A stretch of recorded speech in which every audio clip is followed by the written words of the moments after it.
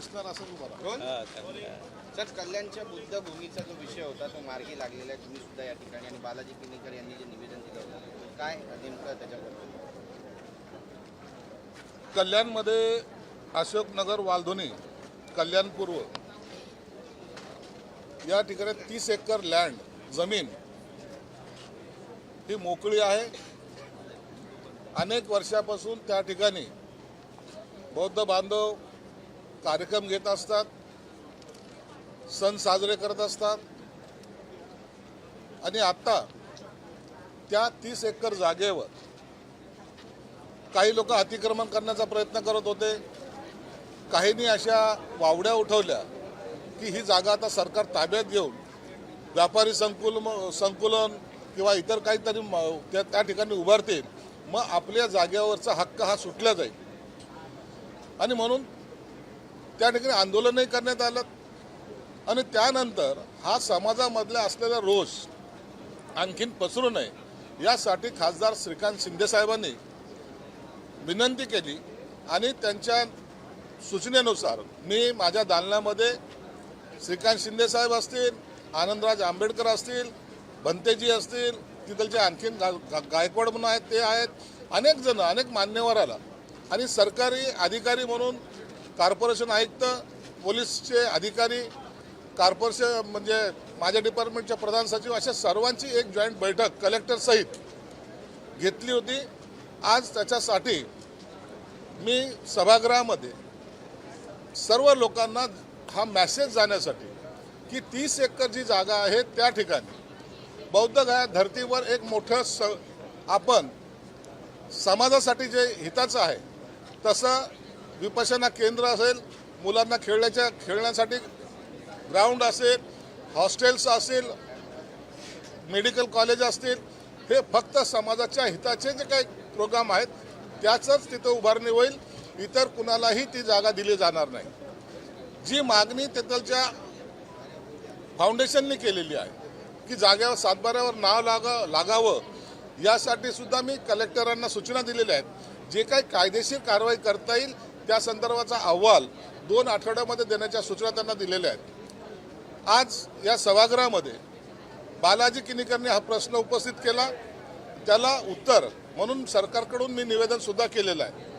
समाजामध्ये गैरसमज पसरवणं, कोणीतरी सांगतं की आता हे पुतळा पाडला, इथं असं केलं, असे वेगवेगळे जे काही रुमर उठवले जात आहेत त्या रुमरकडे कोणी लक्ष देऊ नये ही विनंती करण्यासाठी या माध्यमाच्या समोर आलेलं आहे. त्या ठिकाणी सभागृहामध्ये जे मी उत्तर दिलं त्या ठामपणे सांगितलेले, त्या 30 एकर जागेमध्ये कोणताही कमर्शियल वापर होणार नाही. ती जागा समाजाच्या हितासाठी जे असलेले काम असतील तेच ते त्या ठिकाणी केले जातील.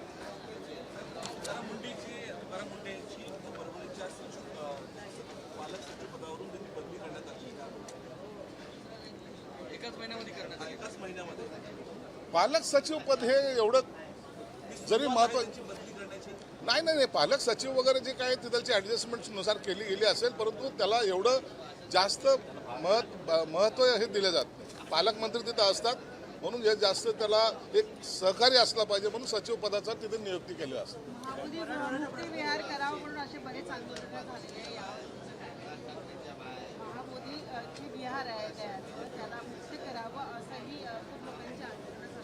तो विषय वेगळा आहे. त्या विषयावर आपलं सुद्धा सरकारचं सुद्धा मत आहे की ते मुक्त झालं पाहिजे. आणि आता पुढच्या आठवड्यामध्ये बौद्धगयाला 10 एकर लँड त्या सरकारकडून घेण्यासाठी मी स्वतः बिहार गव्हर्नमेंटला विनंती करायला चाललेलो आहे.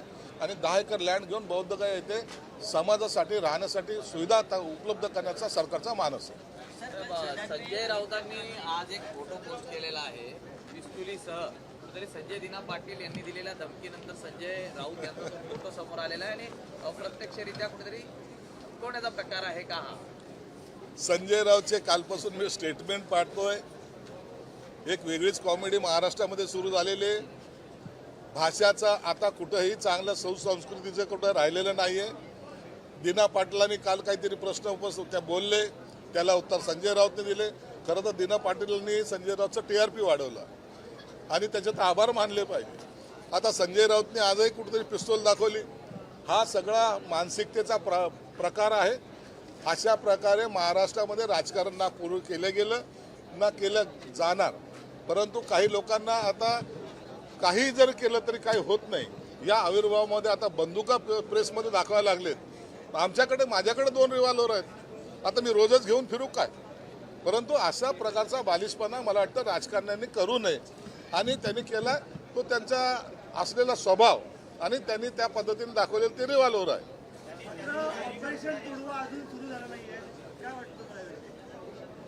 ते त्याचा मुहूर्त पाहत असतील ना, ऑपरेशन तुडवाचा मुहूर्त पाहत असतील.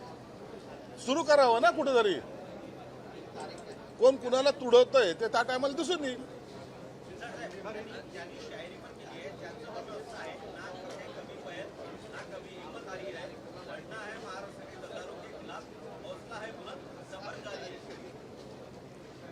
त्यांनी आता शेरशायरी करावी, रिव्हॉल्वर दाखवावे, वाटेल ते बोलावं.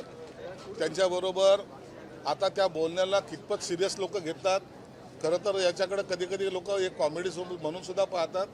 तुमचं म्हणणं व्यक्त करण्यासाठी तुम्ही इतके मोठे दिग्गज नेते आहात, तुम्हाला मीडियामध्ये बोलताना तेवढं जर तारतम्य जरी राखलं तर चांगला मॅसेज समाजामध्ये जाईल.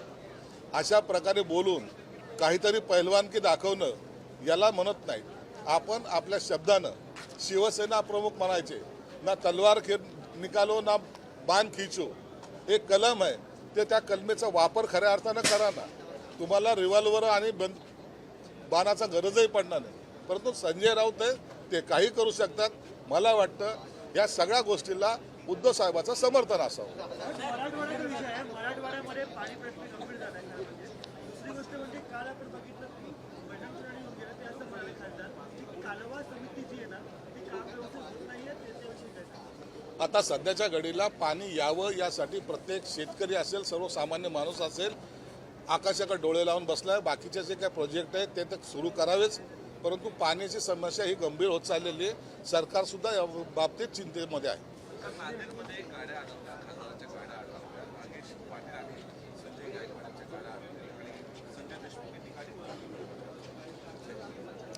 छोटे मोठे घटनाही चालत असतात. कार्यकर्ता आहे ते तेवढं करतात, त्याला म्हणून काय ते सुद्धा ते आमचेच आहेत ना. त्यांचे डोके फोडून काय मिळणार आहे? एकमेकाचे डोके फोडणं ही आमची संस्कृती नाही. म्हणून त्या कार्यकर्त्याला सुद्धा समजून त्यांना सुद्धा मी आमच्या बरोबर घेऊ.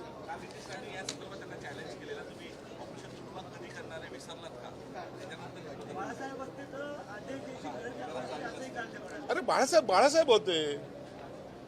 बाळासाहेबांचं बोट जरी वर केलं तर सगळे कार्यक्रम व्हायचे. आता यांच्याकडे बोट राहिलेलं नाही. आता हे बोट घालण्याचे कामं चालू आहेत.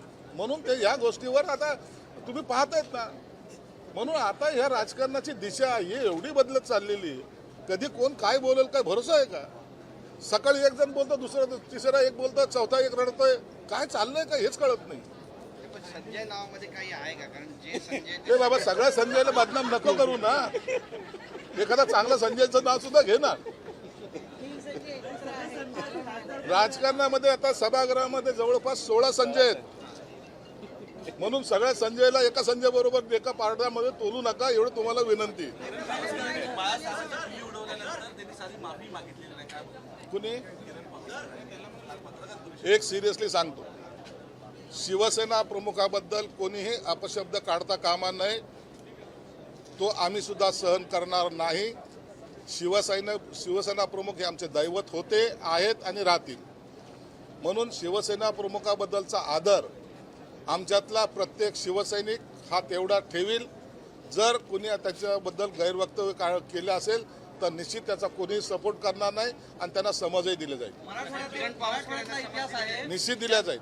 मराठवाड्यातला इतिहास आहे की ज्यांनी शिवसेना सोडली त्यांना पुन्हा गुलाल लागला नाही. असे उदाहरणं जर पाहिले तर परभणी आणि हिंगोली लोकसभेमध्ये आहेत.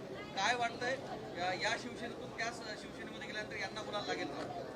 आता 22ला आम्ही शिवसेना सोडली तर आम्हाला गुलाल लागला नाही का? 24ला आम्हाला सगळ्याला त्याच्यातून आम्ही उठाव केल्यानंतर आम्हाला गुलाल लागला ना. आम्ही 40 होतो 60 झालो ना. हा गुलाला पडलाय, लोकांनी ऍक्सेप्ट केलेलं आहे. त्यांची जी काय भूमिका होती काँग्रेस राष्ट्रवादीची ती सोडल्यामुळं आम्हाला लोकांनी ऍक्सेप्ट केलं. सदन में आदित्य ठाकरे और एकनाथ शिंदे जी के बीच में कुछ वाद देखने को मिला सर, क्या कहना चाहेंगे इस तरह का? अरे आदित्य ठाकरे बच्चा है, उसके साथ कहाँ बात करेंगे? उसको अभी मैच्योरिटी आने के लिए अभी बहुत देर है. ऐसे बच्चों ने ऐसी बातें करना उचित नहीं है, तो भी अब उसको समझ आने में थोड़ी देर लगेगी, चलता है।